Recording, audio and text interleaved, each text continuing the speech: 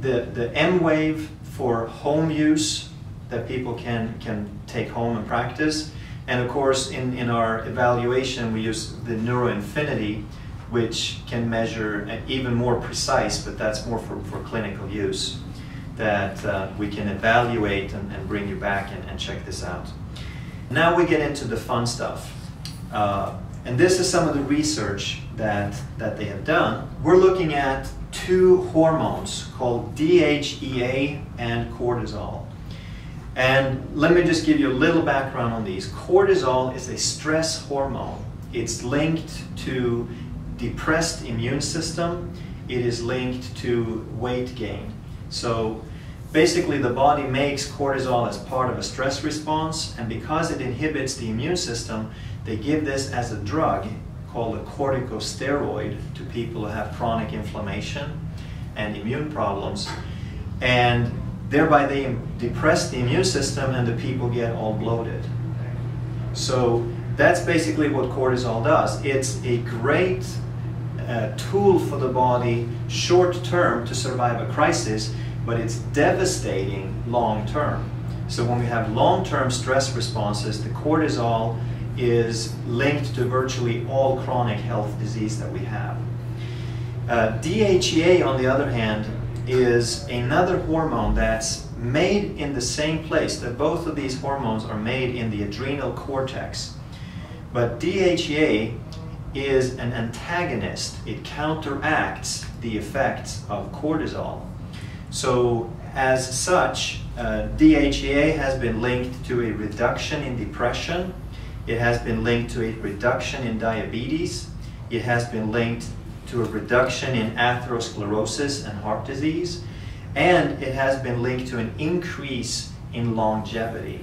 So sounds like a pretty good thing, right? Sounds like something we'd be interested in. So here's what they did with the study. They took a bunch of people. You can go to the HeartMath site and look at the details. I abbreviated it. But essentially, they had people practice a breathing and relaxation and visualization technique to calm the body down and feel good. They did this for a month. And they managed for people to increase the DHEA, the good one. They doubled their basic blood levels of the good hormone. So that means that they have a lesser chance of depression, lesser chance of diabetes, lesser chance of atherosclerosis, and increased chance of health and longevity. Sounds like a pretty good big deal to me.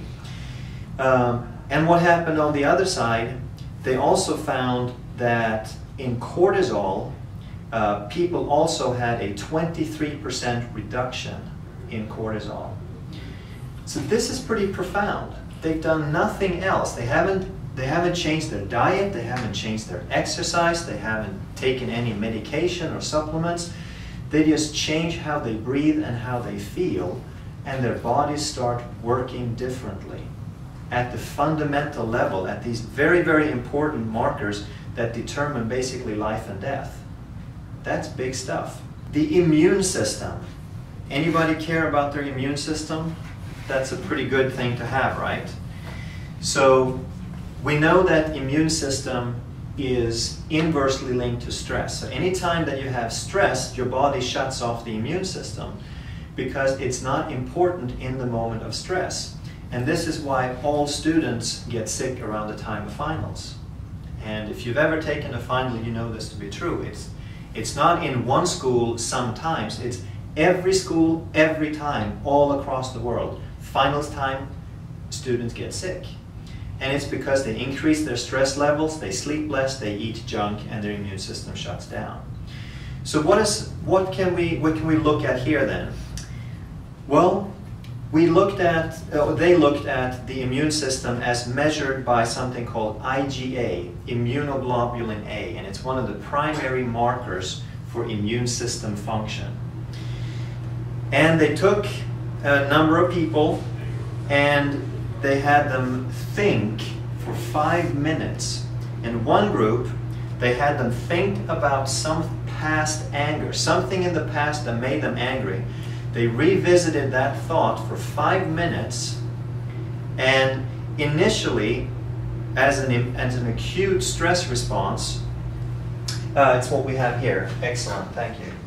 And that's the red line. So they started here at the baseline, and as an acute stress response, it increased a little bit.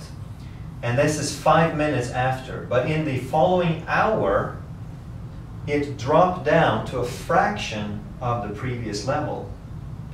And then it stayed low, and during the next 6 hours, it didn't even come up to the baseline level.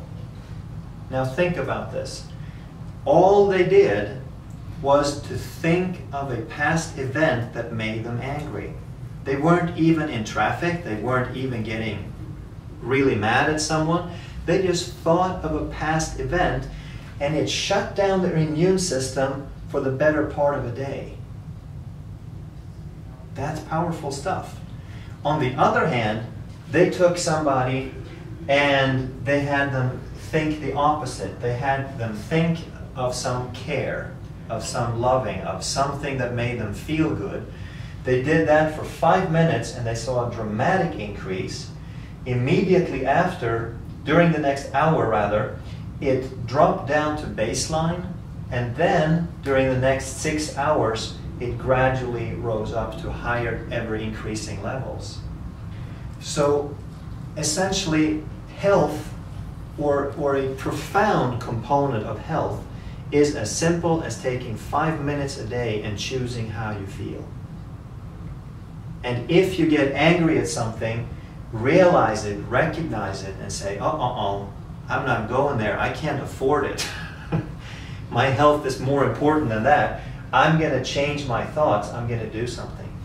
And that's what personal growth and health is all about. We've talked before about you need to eat well, move well, and think well. And this is the think well part. It doesn't happen by itself. It's something that takes practice, but if you take the time and practice it, you can create some astonishing results. One more study, and this had to do with cognitive performance. They did a test called Auditory Discrimination. I don't know exactly how the test was done, but they have a button that they're supposed to press whenever they hear a change or a change of a character of sound. So before the training, they tested 2 groups of people. I think they had 50-something people in the test. And it took them about 350, 360 milliseconds on average to press the button, to recognize that their brain was sharp enough to recognize the change in stimulus and press the button. And then they had them practice for, I think it was a single practice time, and then they tested them again. And in the experimental group, they had the people practice one of these relaxation techniques from HeartMath, where you practice your heart rate variability along with practicing a feeling or a picture. In that group, the average reaction time went down about 10%. It went down 37 points on average. And if you think about this, their brains were working better.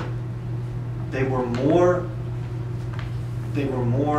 on point. They were better focused. They had a better ability to discriminate between stimuli simply because they practiced a few minutes. In the other group, they had them just do a relaxation. They sat them down and said, okay, now just relax and do your best to relax and feel good. In that group, it made no difference whatsoever. Okay? So, even though I'm mentioning HeartMath a whole lot here, I want you to know that there's no affiliation. They just have a really good product out that we've decided to use simply because the benefits that it can have. So, I don't know if I'm starting to sound like a commercial here sometimes, but it's really just the principle of practicing. There's many different ways of doing it, but you have to have a feedback method of knowing when you're doing it right. So that's the main part of the heart rate variability. Now we're just going to expand a little bit